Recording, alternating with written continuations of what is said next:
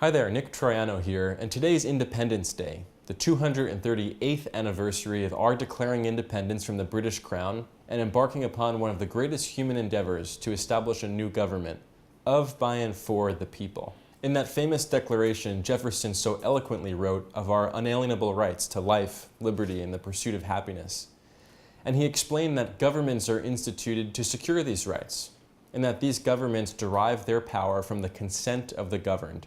And when government loses this consent, Jefferson wrote, then it is the right of the people to alter or abolish it. And that is the point that was reached in the summer of 1776, and it resulted in the American Revolution. 230 years later, I believe our country has now arrived at another inflection point, whereby our government is no longer serving we the people. Now it is our solemn responsibility to act.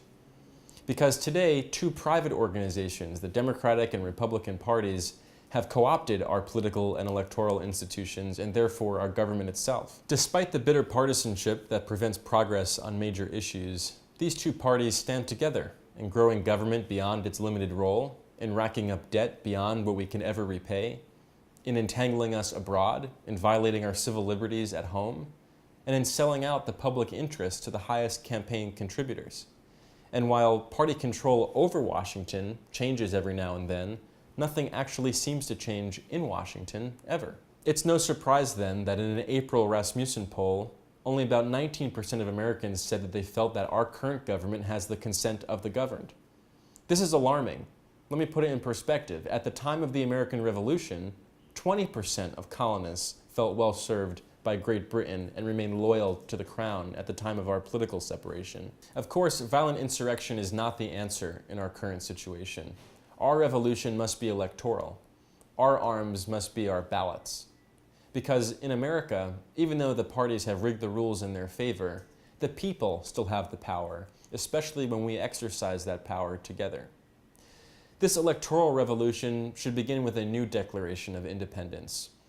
That is, a declaration among those political independents who have chosen no longer to affiliate with either major party. Our declaration can be quite simple.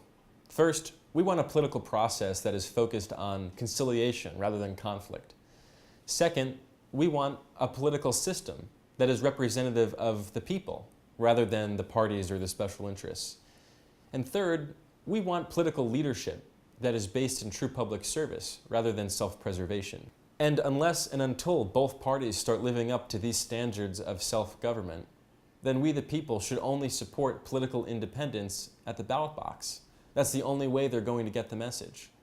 So today I ask you to declare your independence by supporting my campaign and sharing this video. As always, thanks for watching.